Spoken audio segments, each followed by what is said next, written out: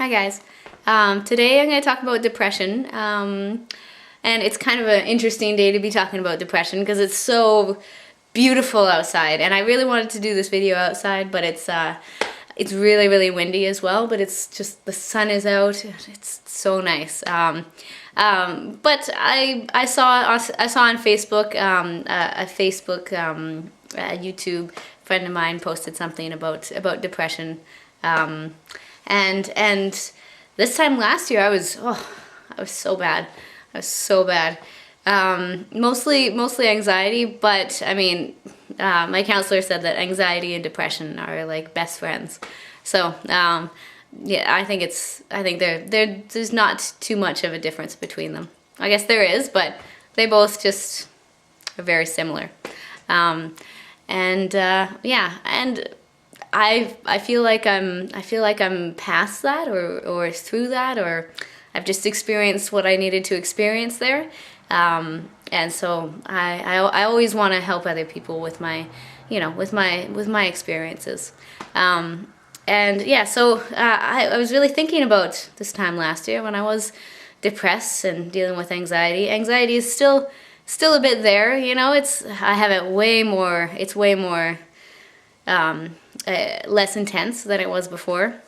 So that's awesome. Just when situations get really crazy and stuff like that, I start feeling that a little bit. But anyway, I started thinking about, you know, when I was depressed and stuff like that, and I noticed that there was a lot of shame. Actually, I felt a lot of shame in being depressed. You know, just when you're depressed, you know, you're not on top of your game. You're not where you want to be, I guess, or you don't think that you're where you want to be because, you know, you're looking at the world and finding everything wrong about it. That's what it was for me anyway.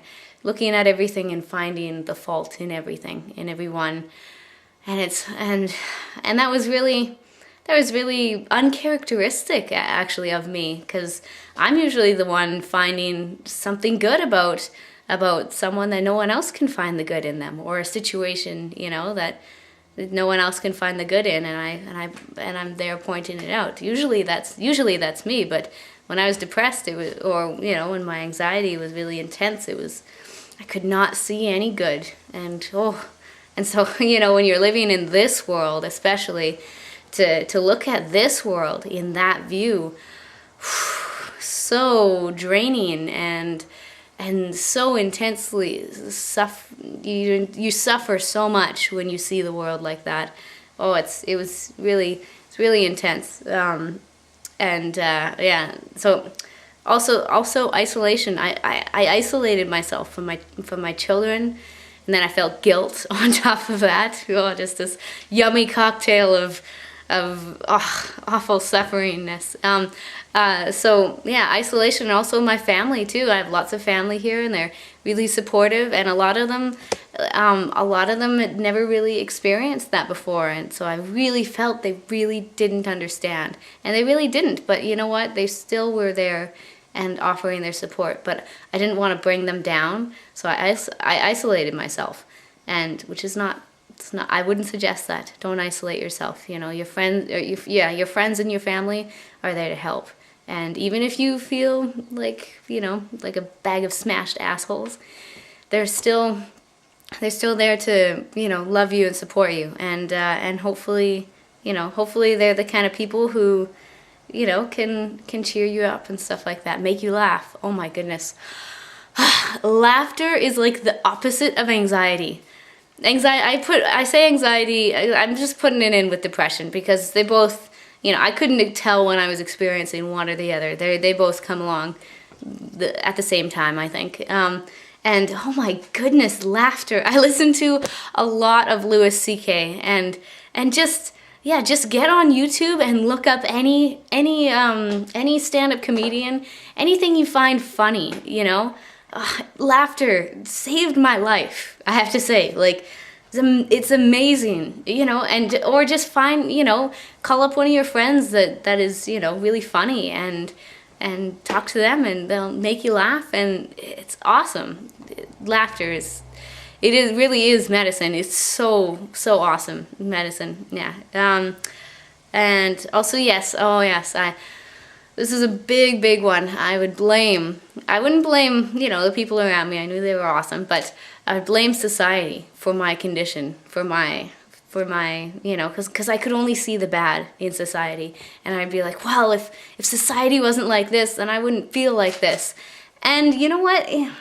I mean, yeah, okay, that's true. I can't say that that's not true. That is true. But society is like this.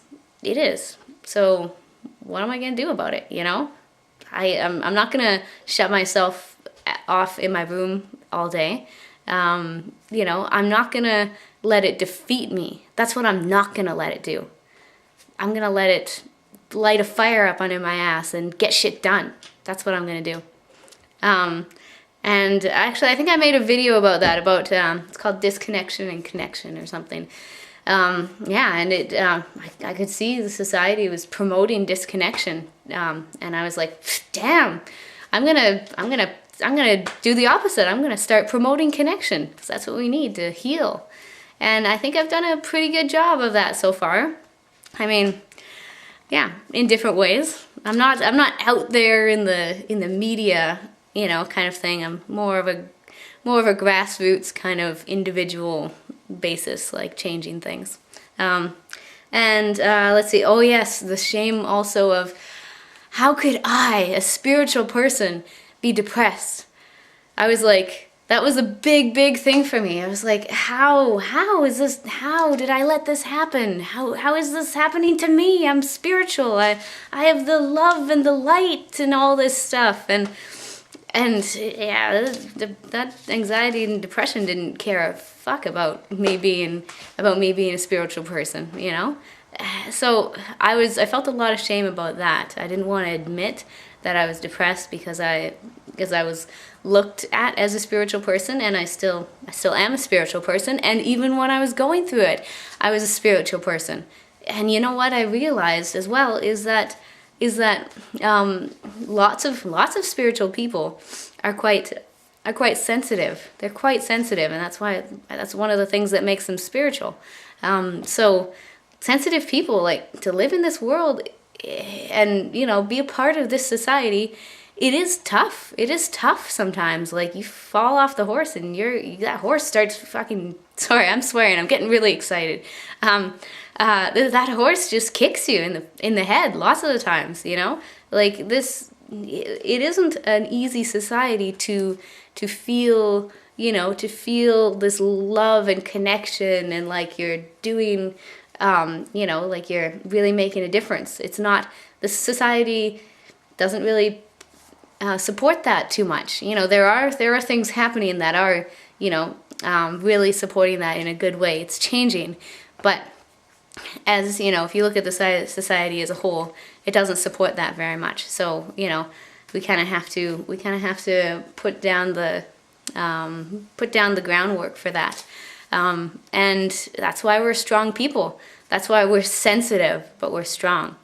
And I'm so proud of myself and all thousands and hundreds of thousands of you out there that are strong and sensitive, though, at the same time, where you're sensitive enough to see and to feel society's suffering and disconnection, but you're also strong enough to not let it beat you down, to not let that realization beat you down. You're strong enough to get up and say, damn it, I'm going to do something about this. And, I'm so proud. I'm so proud to be connected to all you. And I wanted to say, one of the biggest things that I had to realize when my anxiety and depression was really intense was acceptance. I remember, my counselor would give me, tools. It would just suggest tools and stuff like that, to make my anxiety less and stuff. But you know what?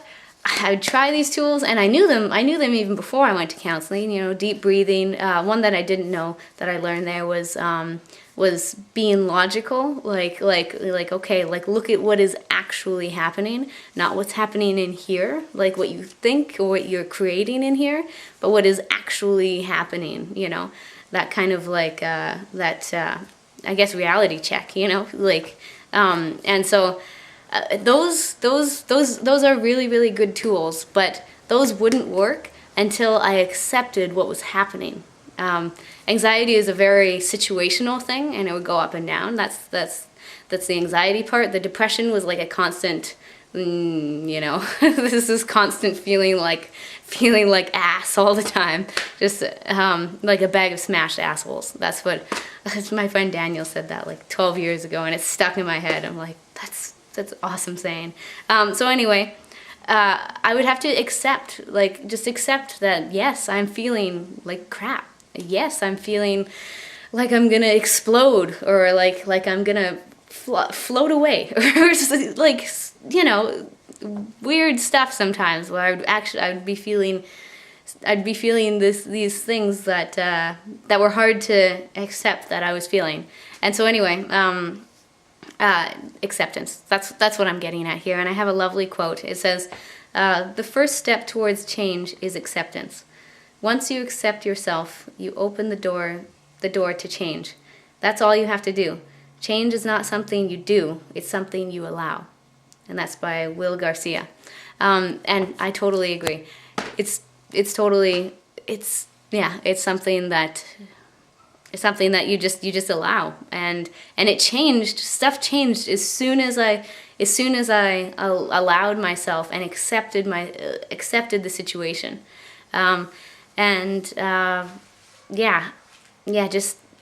things got better once I accepted that, because then you can move on from there. You're not fighting it. There's not this resistance all the time. So I think that's about it for that. I also wanted to tell you guys about this book here, The Game of Life and How to Play It. It's by Florence Shovel Shin. Anyway, this lady is she's like a hardcore Christian. She wrote these books. It's actually 3 books together in the 1920s, and but she brings together like hardcore Christianity with like New Age spirituality. She brings it together so well. She talks about the 4th dimension, and she talks about it she doesn't talk about it mystically. She talks about it so like it's just a matter of fact. It's like, I love that. It's so awesome.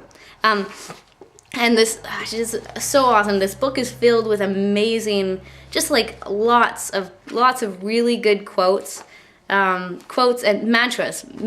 That's what they are. Mostly I'd call them mantras, because, you know, like with anxiety and with depression, you get kind of caught in this wheel of bad thinking, of bad thoughts and stuff like that. And I think mantras and affirmations, they really they throw a stick in the spoke of that wheel that's just turning around, making you feel worse and worse and worse. So I wanted to share a few with you. One of my favorites, I have this one memorized. It's I cast the burden of, and then you could just make a whole list of stuff that you want to cast the burden of away, you know. So mine is usually, I cast the burden of resentment, or I cast the burden of fear or lack or suffering. So many things, you know. So I cast the burden of, let's say, suffering, because that has to do with depression. I cast the burden of suffering to the Christ within, and I am free. I am free to be loving, harmonious, and happy. That's the one I really love, that one. And this one, she just says it's not a quote in the book. She just says, there is for each man perfect self-expression. There is a place which he is to fill, and no one else can fill. Something he is to do which no one else can do. It is his destiny. I love that because just, you know, wherever we go, whatever we do, whatever happens to us in our life was meant to happen. was meant to happen, and we were meant to be there. And whatever we do, we were meant to do that. And so I take extreme comfort in knowing that. Just, you know, like whatever happens today or tomorrow, whatever happened before, is meant to happen and was meant to happen in my life to fulfill my destiny. Me just living my life is fulfilling my destiny. So I don't have to worry about that all the time. I was worrying, oh, am I fulfilling my destiny? So long I was like, am I? I don't know. Should I be here? Should I be there? Oh, so much worrying about it. But now it's just like, whatever I'm doing, I'm fulfilling my destiny. It's great. It's such a comfort, and I have faith about it, I guess. Faith is important. Also, Eachart Tolle. I watched a few interviews with him, and if you can get through how he talks, he talks really slow. It's really calming, actually, to tell you the truth. It's calming, and he takes long pauses. I can't even do it. I can't even pause for that long. And yeah, and he smiles a lot. And anyway, Eachart Tolle, he was, you know, he talks about when he was just thinking too much and stuff like that, thinking and suffering so much because of that. And he, I think, I don't know, maybe I'm telling the story wrong, but the thing that I got out of it was he just realized one day that he doesn't need to suffer. He also says that suffering is most people's greatest teacher. And it was so much like that for me. I was suffering and also, oh yes, also when I realized that I'm a sensitive spiritual person, I got, you know, my story, my little story that I told myself was that my suffering is, you know, deepening myself as a person. I am becoming deeper and more compassionate because I suffer. And I'm not saying that that's not true either, but to continually suffer in your life, to continually suffer and you know, just have it go on and on and on, you know, that's not really going to help you or other people around you. But suffering, I do believe, deepens our compassion as people. You know, if we have never experienced suffering, and you know, and we are confronted with other people who are suffering, then how can we relate to them? How can we really say, I know how you feel? How can we lead them out of that? I'm not saying you have to suffer to be spiritual or to have lots of compassion. I'm just saying that, as Eachart Tolle said, it is lots of people's greatest teacher. And it definitely taught me. And you know what, actually, one of the biggest things it taught me was that I don't need to suffer anymore. And that was a huge, monumental thing. It was just like a light went off, like, bing. And I was just like, what? I don't need to suffer? This is amazing. This is awesome. I don't need to suffer anymore. And like, I don't know, like, you know, to my logical mind, that's kind of silly, and like, why didn't I see that before? But I don't know, in that moment, and when you're in that kind of place and stuff like that, I don't know, I felt like I needed to suffer, and I was perpetuating my own suffering and blaming it on society, and yeah, and that's, I think that's all I have to say. I'm kind of going on a rant now. I'm going to stop it there. But yeah, I hope you got some stuff out of this video, some beneficial stuff. And sometimes I have to say as well, like, you know, sometimes it's okay. It's okay. Just part of the acceptance part is sometimes it's just okay, you know? You just gotta tell yourself it is okay. And you know what? This situation, in this moment, you might not feel like it's okay. And that in itself is okay too. You know? It's okay to feel sad and to feel depressed. And I didn't know that before. So it made me feel worse. It made me feel like something was really wrong with me, that I was living life wrong. But it is okay to feel like that sometimes. We're human, and it's okay to be human. That's what we're here to do. Yeah, so that really helped me. Just understanding that it is okay to be sad. It is okay to cry. It is okay to be not so strong, you know, sometimes in moments. And so sometimes, you know, I'm not a big movie watcher anymore. I think it's a little bit of a, not a waste of time, but I usually watch documentaries and stuff. So in those moments where I was like, man, I can't stand to suffer like this anymore, I'd put on a movie and I would escape. I would escape the suffering for a little bit. And you know what? I think that's totally okay. That, you know, sometimes it just takes time. Sometimes, like with anxiety and depression, sometimes you just need to distract yourself, and it will take a little bit of time. And I don't know, some of you out there might not agree with that, but it helped me in my situation. You know, some days would be really, really bad, so I'd watch 2 movies until later on in the day, and I just felt a little bit better, and it just would take a little bit of time.